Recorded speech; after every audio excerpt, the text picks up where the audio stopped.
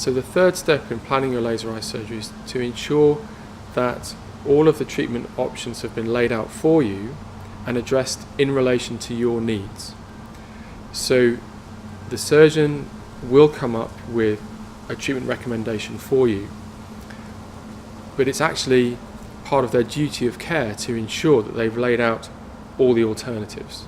And for refractive surgery, for example, we already know that those alternatives are continuing to wear spectacles, continuing to wear contact lenses, but they should make it clear, even if they don't have access to all these different treatments, that there are other treatments that may be suitable, such as surface laser, LASIK laser eye surgery, SMILE keyhole laser eye surgery, Presbyon blended vision laser eye surgery, ICL implantation, lens replacement, and which they've recommended and why, and there should be clarity about which treatments they have access to. I had the experience a year ago where a lady was recommended to my care by their optometrist, and they were so ready to move ahead with treatment that they actually provisionally booked a surgery date to follow on from the consultation which we were going to have together. And they came to Custom Vision, and we undertook, as ever, our really thorough assessment of their lifestyle, their prescription, their eyes and eye health. They had a very high short-sighted spectacle prescription. This patient was in their 30s.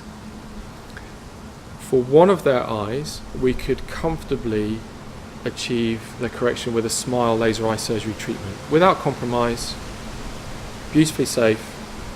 That was the best option. Their other eye had a higher short-sighted spectacle prescription, and in my opinion, for their cornea and their eye, fell outside of the safety limits of SMILE laser eye surgery, but was very, very suitable, in fact ideal, for an ICL implantation. And I provided this option to many patients where I performed corneal laser refractive surgery on one eye, an ICL on the other. There's an element of they're both brilliant, James. You know, really difficult for them to remember actually after a year which eye is which. Just great vision in both. They both work extraordinarily well. But because I had laid out a different plan from what the patient had expected, so the patient they'd galloped ahead in their own mind and thought we were just going to book them in for LASIK laser eye surgery, and I had to explain that they were not suitable for LASIK because the correction was too high, and that, in my opinion, best option, SMILE for one eye and ICL implantation for the other. So I gave them all of the information. I always write a polite letter summarising the treatment plan, what I've recommended and why. And I was very glad that she wanted to go away and think about it and mull it all over. Thought that was excellent. What happened next did upset me, which was she went for another opinion with a consultant in another part of the country, which I've got no problem with at all. That's excellent, great. I'm delighted to go for the patient to go and get another opinion. But their recommendation was that the patient should have nothing done now, but when they're 40, have lens replacement surgery. And I felt so angry about this, because this was just fed back to me via my reception team. But I called the patient up just to say, look, I've got no problem at all with you carrying on with your specs and contact lenses, but please do not do that. Just because it was pitched to her as, oh, well, it'll be permanent, you'll never get cataract, and we're doing the same to both eyes, and they'll feel great. And she, not unreasonably, bought this narrative and thought, oh, this is a good idea. What hadn't been explained to her was that with her prescription, and at age 40, having lens replacement, the surgeon would have been giving her a catastrophically high risk of retinal detachment.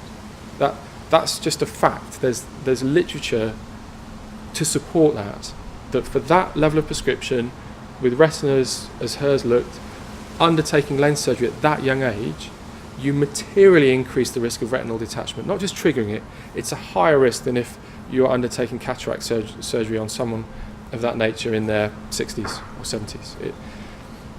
The evidence is there. So the only thing I can think is that surgeon didn't know what SMILE was, wasn't offering ICLs, and was offering what they offered. they were a cataract surgeon. Doing lens replacement on a 40-year-old is a bit like cataract surgery, so I'll offer you that. Not good medicine. And all of us have a duty of care to lay out the options for our patients, all the options, and recommend what we think is going to be most suitable for them. And sometimes it'll be something that we don't offer, we don't do. That doesn't mean do something else without explaining that it carries some significant additional risks. Do please take our eye surgery self-test. It's fun and moves along nice and quickly, so it won't take much of your time at all, and it will give you an idea of your possible suitability for treatments and hopefully encourage you to take the next step so that we can assess you here at the clinic. If you book in for a consultation with me, we will be able to go into much more depth about the health of your eyes and the ways in which we can improve your vision and improve your quality of life.